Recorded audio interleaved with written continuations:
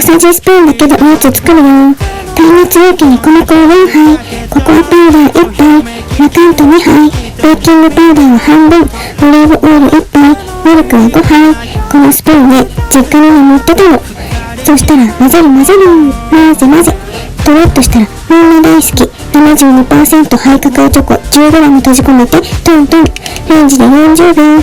米粉のフォンダンショコラの出来上がり。子供たちもペロリだったよ。ぜひやってみてね。